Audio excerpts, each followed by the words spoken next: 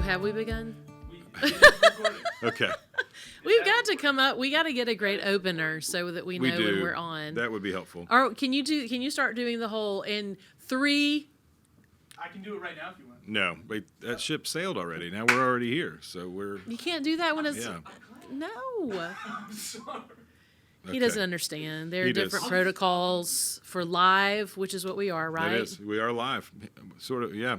We're live right now, but then when it airs, it'll actually be pre-recorded. I'm alive, if that's what you're asking. Yes. I'm alive. Yes. In a new year. In a new year, I am alive. So, speaking of New Year, Happy New Year. Hey, Happy New Year to you How's as well. 2022 going so far? You know, it's been okay. Yeah. It's been fine. I love that you started the service yesterday saying 2022 is going going. And I was like, yeah, we're like a full 24 hours into it. It's going awesome. Yeah. Actually, you know, I'd like to reiterate the fact that we enter New Year's really tired from staying up all night. I know. Just does not make sense to me. It doesn't. You know, like if it was a tradition to rest really well the first few days and then just really hit the ground running, I would really be for that. Well, yes. And also the fact that, you know, we really only had one day of recovery. If it's earlier in the week, sometimes you get that. That's true. true. So, well, I think this next New Year's will be really fun because it'll be a Sunday morning. We're going to pass out pillows. No, actually, we'll go the opposite.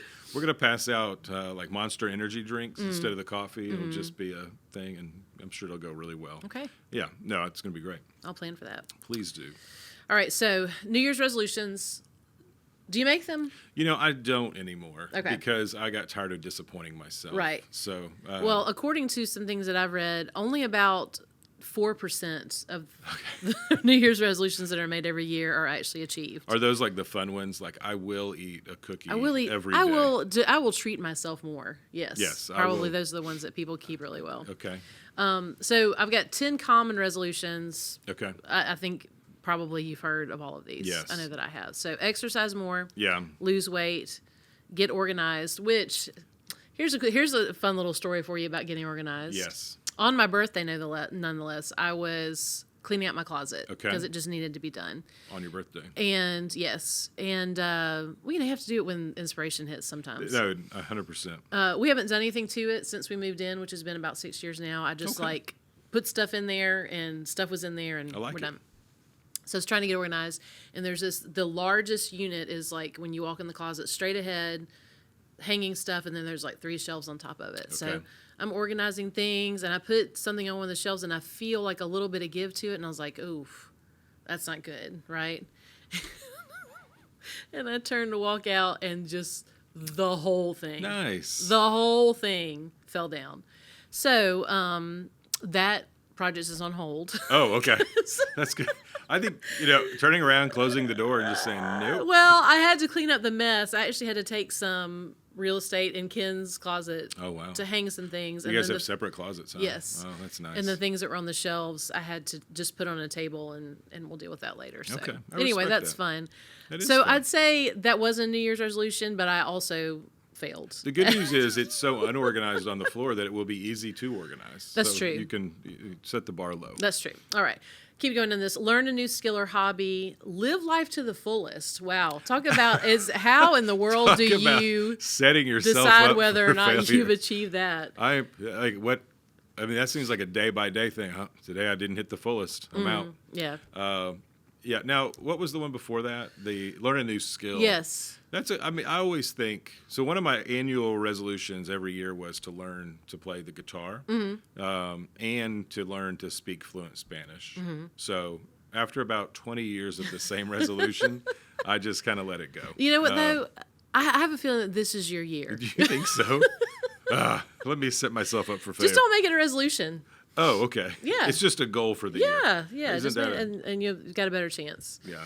What makes it a resolution versus a goal? Maybe you just have to declare, I resolve. I resolve. Yeah. Yes. I do not resolve to and do anything. You know what? I've never said that. I've never said That's why I resolve to. You know what? I haven't either. And that's probably why we haven't gotten, that's the 4% club. They resolve. They resolve. That's what happened. So you did save more money / spend less money. Okay. Always a good idea. Quit smoking. Okay. Also always a good idea. Good idea. Spend more time with family and friends. CDC doesn't think that's a good idea, but whatever. You know. Travel more and read more. Yeah. You're already quite the reader, though. I do try to be the reader. I get tired sometimes, and in reading, I have to reset. How many books a year do you think you read? 30 to 40, probably. Yeah. I would like to read more than that, but I'll tell you one of the pro tips if you want to become a reader is to start with something really easy, like a basic, even like a young adult fiction book that's easy to read, and then you'll start building. Like I have to restart my reading usually with a fiction book before I get picking up anything big. You have any recommendations for that? It's so personal sometimes, like what you like to do. Like the Chronicles of Narnia? Yeah, I think those are great. I get confused on those a little bit. I do like, no, I'm going to have to think about it. I'll come back to it. Okay. But there is a book that I read a lot over and over again that's pretty fun. Okay. But I can't remember what if you think called. of it, let us know. Yeah. All right. So this article also does have tips for beyond. I'm surprised number one is not be resolved. Well, because we've determined that is this person's not a 4%er, probably. Right. They say mentally prepare for the change. Okay. So, like, what have I been doing? Like, how do I change that? Right. Stay positive is a big one. I think that's always good. Not always possible, but always good. Yeah. Set a goal that motivates you. Yeah. It makes sense that you'd be more successful with those.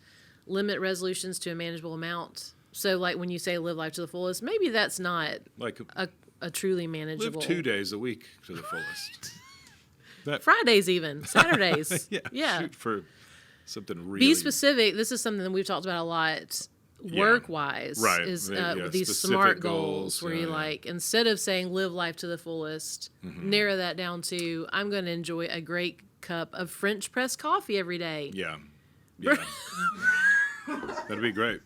We have an experienced French press coffee maker, and we have a newbie in the room. So did I not just have a Keurig? A lot of excitement. You can just hit the button on the Keurig and it makes it. But it is.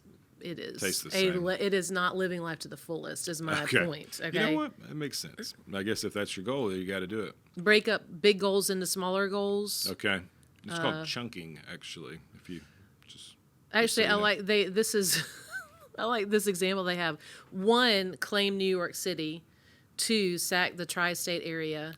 3, dominate the eastern seaboard. 4, capture United States of America. And 5, occupy North America. We might need to put the author on a watch list. Yeah, there's some examples for you guys. That doesn't sound good. They've thought that through pretty well. Yes. Write down your goals. I think we all know that that's really helpful. If you cannot remember what you are resolved to do. Yeah. I would say you have to post it somewhere, too. Definitely. Maybe on the sticky papers. Oh, I thought you were saying social media because that makes everything official. No, I think if you do that, it's like that's a curse. That's the death knell. It will not work out. Share your resolutions with others, so accountability. That makes sense. But don't share them with somebody if you don't want to be held accountable. Cause that just makes it that can mad. get annoying. Automate where possible. Oh, okay, right. So if it was automatable, reminders, things like that. I thought it was like just automate, make the coffee. I guess that's smart. Automate, live life to my fullest today.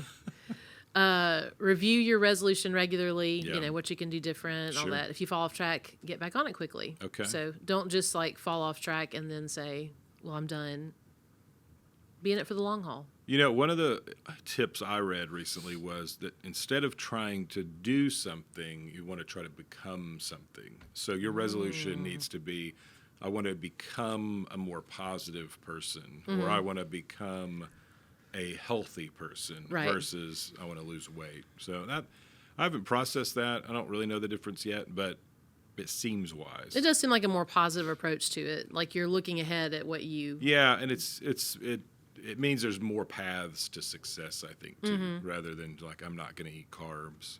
All right. So it should be sad. Fluent Spanish.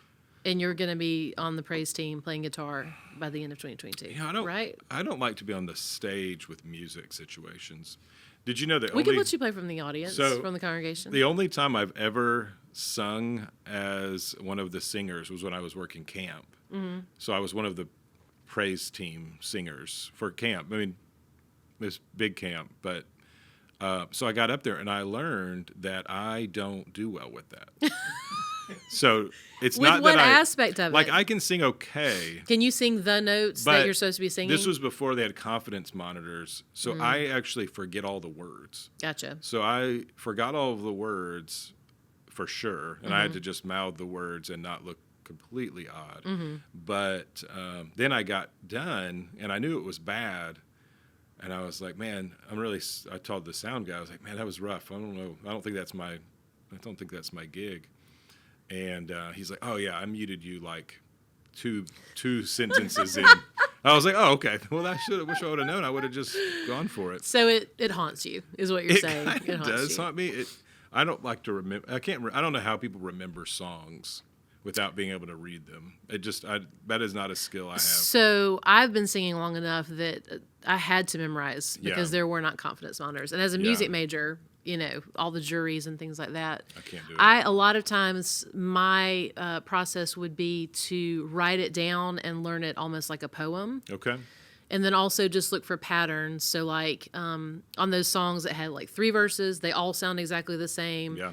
I could remember that, the first word of each one, like that actually does go in alphabetical order or things like that. So I had a couple little tricks. I have no ability to do that whatsoever. Yeah. And the other was just to listen to it over and over and over and over and over again. Yeah. Yeah. Well. So good next for you. time you're preparing to Yeah. sing, those are some little tips for you. And you should know that the guitarists don't have to memorize. We've got a music stand there with chord Yeah. charts on it. What are those? The dot things with the lines? No, Oh, it's just a letter. Oh, letters. I can read letters. Yeah, Nice. I think you can do it. The dot things with the lines. I is very resolve for you to be playing guitar in the praise band by the end of the year. I'll shoot for a. Can you make January. resolutions for other people? that would be a whole I've different got some podcast. in mind now. Let's Yeah. work on resolutions for other people. I resolve that you are going to resolve- get better at. I resolve that you will make me a French press coffee every day. Okay. Okay. Well, let's dig into our sermon recap element. Yes. This was a standalone, Right. Because we haven't entered into our new series, but I thought it might be weird to do a Songs of Christmas after Christmas, and I'd kind of run out of song ideas. So yeah, there's only like 4 or 5 Christmas carols, so I'll tell you this. We started listening to Christmas music really early in our house this year, and I found the limit. you were done. Yeah, Okay. I found by about the 20th of December, I thought, it'd be fun to not listen to this. Do other songs exist? Yesterday I had to also end the run of Hallmark movies. I said, Jen, we have to watch something else. There has to be more content out there. I'm a pretty hard, December 26th, I'm pretty much Okay, done. I respect I started taking the decorations down on the 26th, Yeah, stopped with we kinda the did that. music, stopped with the movies. Yeah. Well, you got to keep it special, so that's okay. Oh, this was just necessity. The fact this is a holiday cup. This was just, I need a That travel was mug, and I need Christmas cup. coffee, and Yeah. they met on my little coffee station. I like it. Yeah. Convenience. Yeah, there's always a few things that you forgot to put away when you put Christmas away, and Oh, they yeah. just stay out. It's kind of like a game. How long will they be on my counter? Yeah. All right, so We talked about responding to Jesus, though. we did. And so what do you do when you encounter Jesus, and how do you respond? And I think that the point I wanted to get across, I hope I was able to, is that while you have that initial response to Jesus, you always have these continual responses in your life to what Jesus is doing and what he's calling you to do. And we have options there too. We can reject what he's saying. We can say, well, I just don't think I want to do that right now, or it's not worth it. Or we can respond with worship and with surrender. And so those are those are some of the, there are probably other responses that we could talk about, but really those are the primary ones I think we see in Scripture as people encounter Jesus. But it's a lot about small steps. Right. I talked a little bit about this idea of pursuing greatness and having this noteworthy life. And really, a noteworthy life in the end is a life that just looked like simple obedience in the small things that maybe led to big things, but maybe just led to a very ordinary but meaningful existence. Right. we live in a world where everybody wants to be famous, where everybody wants to have more money than everybody else, and those are like these really poor markers of greatness. Yes. Fame, money. But what's amazing is they've been true for however many years since the man became man. Right. Throughout history, those are the things we've always pursued, and we think those will make us great.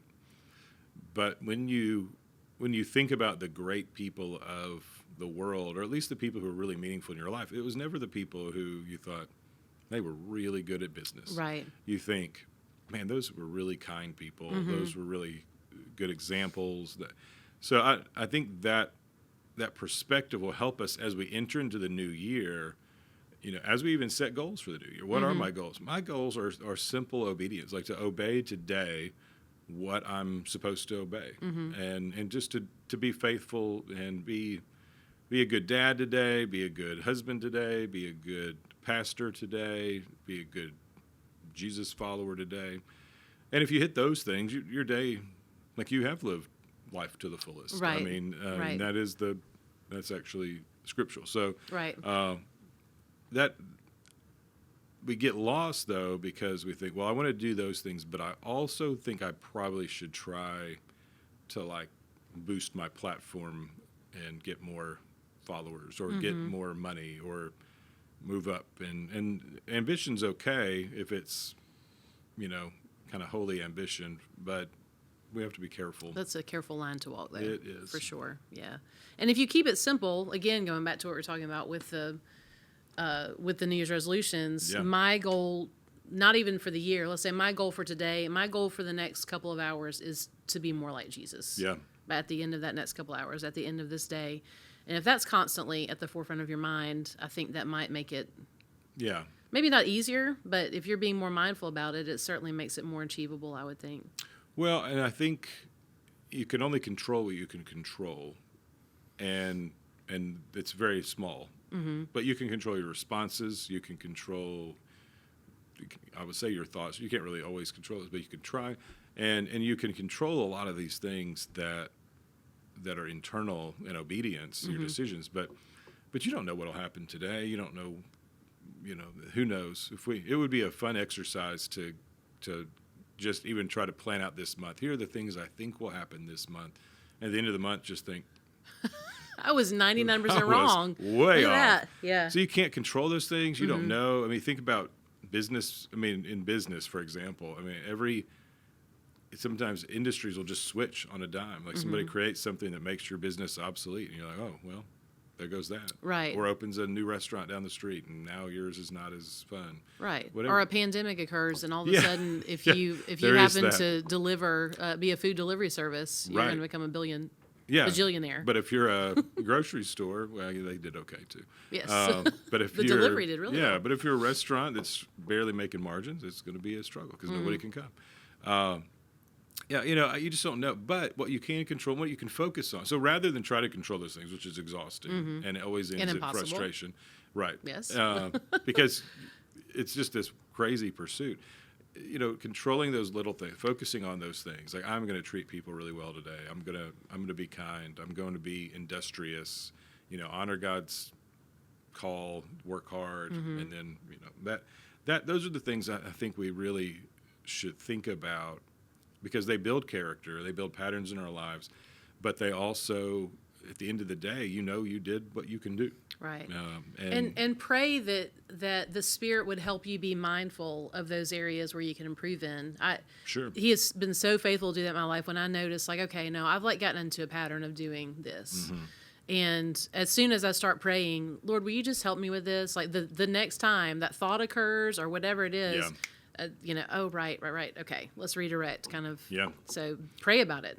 Oh, for sure. Yeah. I mean, that's part of it, is just really, and that surrender and that submission is constantly talking to God about what He would have you do, because we're not wise in our own right. So the idea that we can decide everything correctly is wrong as well. But through the Spirit's power and help, we can make a good run at it. So I liked what you said about being faithful to Christ looks like routine faithfulness wherever He has put you. Yeah. So, like you said, so much of our lives, we don't know where we're headed. But if wherever we find ourselves, we resolve to be faithful to Him. Has there been a time in your life where you just really found yourself in a place, not even necessarily geographically, but spiritually, emotionally, that you realized, wait a minute, my goal here is to be faithful to Him? Yeah, I think all of us sometimes find ourselves in situations where we just want to get out, or we want something to change. One of my early jobs, my jobs, was working disaster relief at the Red Cross, and I love the Red Cross. I think it's a great organization, but it was a bad fit for me. But I was, we committed to do it for a couple of years, ready to go. And it was hard. It's just a hard job. You're on call all the time. You're running to fires. You're running to tornadoes. You're running everything, and it was exhausting. And there was just a lot of times where I would think, God, why do you have me here? Like this is, it was one of those jobs where every day was like hard to wake up and go, because eventually, great people again, but just the context of the job and the demands were so high. And just always on edge. It does not work well with my personality. So it was just really weird. But what I realized in the midst of that is it is a really good opportunity, because nobody I worked with was very connected to faith or church. Maybe one or two people, but I was the only person that was a Jesus follower that they really knew or interacted with every day. So I tried to use that and start encouraging people, and brought that into the job where we could, and I think it did make a difference. Right. And so when you look back, you can always see those things. When you're in the middle, it's a little hard. You're just like, can we please do something Can we fast forward else? on this? Yeah. Yes. But yeah, I think there's probably so many people who think, I just want this season to be over. Maybe it's like a mom who has young children and they love their children, they love being a mom, but it's just exhausting. Right. And they think, I just want this season to be over. Or, people going through a time of illness. So many places we find ourselves where we'd rather not be. But even then, we're called to that routine faithfulness, because we believe that God has allowed us to enter that situation for a purpose, for our good. I learned a lot of great skills at the Red Cross. I think about it. We set up shelters. We housed people. We fed thousands of people when they would come for, evacuations. So it was great skills.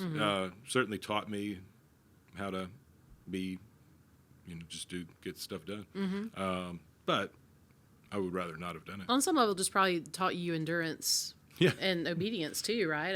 That's right. I've committed to this. I will do this. It's a test of faith sometimes, if we're just really, really honest. It's like, and this was, the context of this was, I was out of seminary waiting to find the right church job. And so every time that didn't work out, I thought, well, God, you called me to this. Why isn't it working out? So there was this level of like really wrestling with God. Why are you not doing this? I've been faithful. Do you? Not you owe me, but like, I thought this is what we agreed upon. So it is a wrestling of faith, and I think that, but it does make you stronger. It builds those muscles where you realize, okay, I'm out of control. Right. Like I've prayed all I can pray. I have come to you, and I just have to sit and trust, right, and just know that you will sustain me and take care of me while I'm here. But yeah, I think that's great. And I also liked what you said. There really are no unsacred moments in our life. That one really struck me. We need to explore. I'm going to explore that a lot more, because I've just started reading that book that kind of was talking about that. But this idea that there are no unsacred moments, I found it just to be really meaningful, because we know on this side, we know that that God is in control. He's guiding our steps. He's all powerful. He's making the sun. I always keep saying that he makes the earth revolve around the sun. But on this other hand, we kind of think, well, everything's just kind of happening. And those two things, obviously are not, like, this is true. This is what our perception.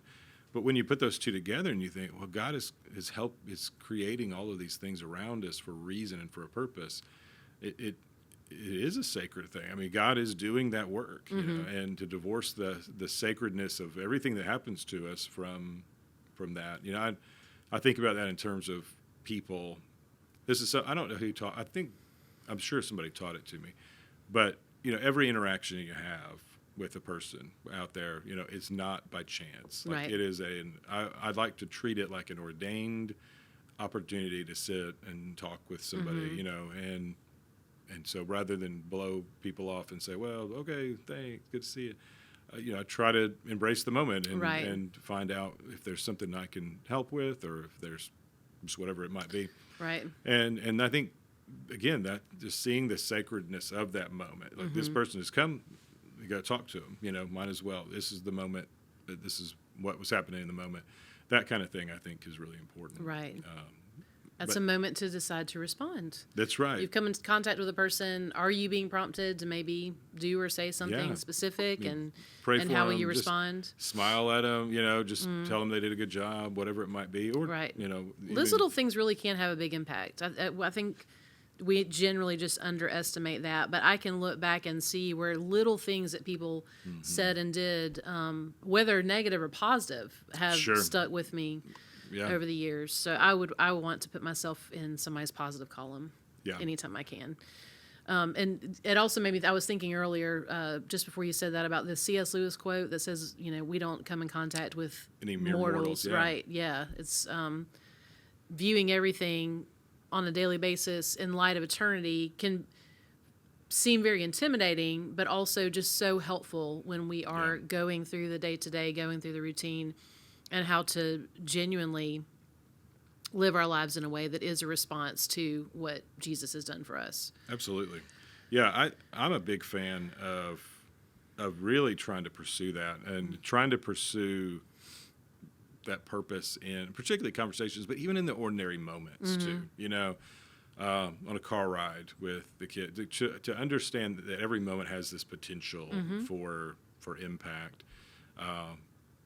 And that can be tiring, and I think it's okay that it's tiring, and it's okay to admit that it's tiring, because sometimes you just want to ride in the car quietly and listen to the radio. Yeah. But you know, that's where I do believe God gives us the strength for those moments, and maybe even the prompting. You know, say, ask what happened there, or how did you feel about that, or what did you think about that. Those moments, you know, ordinary moments. Our lives sometimes seem really ordinary, but the reality is that biblical lens, once you put it on, you see everything functioning in such a different way. So that's good.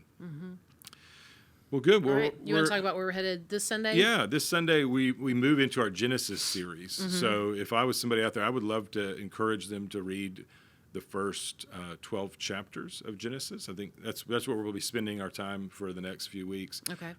This week we're going to talk about creation, which I'm excited about. I'm a person who loves to be out in creation. I am too. Though if you think about it, we're always in creation, but I hear you. You know the concept. But it is a neat it's a neat time. The point of it is to really help us understand, you know, those origins of Scripture, and like how do we get where those first 11 chapters especially explain how we got here, like how God set the world up, how, you know, it's foundational for everything. So it helps us form that world view that helps us see everything through that lens of creation, but also as we turn to Abraham at the end, it'll be that picture of redemption too. So great. Looking forward to it. Yeah, it's gonna be fun. All right, and then reminder: no midweek. No this midweek Wednesday, this week. Yeah, we will pick up on that on the 12th. Construction we got to work out, but then we'll start back. Whatever we have to do, we'll just do it the next week. Okay. Even if we have to relocate some things around, but we'll be on it. We're going to start the Apostles' Creed kind of series. We're going to buzz through it a little bit quick, but it'll be really helpful, I think, for our adults and our students and our children and our preschoolers. All have great programming too. So I love midweek. I've missed it. You know, we were getting a good rhythm, and it was fun. You know, just it's kind of a more casual environment. So if you haven't been, it's kind of a more casual environment where we're able to sit and discuss, hang out.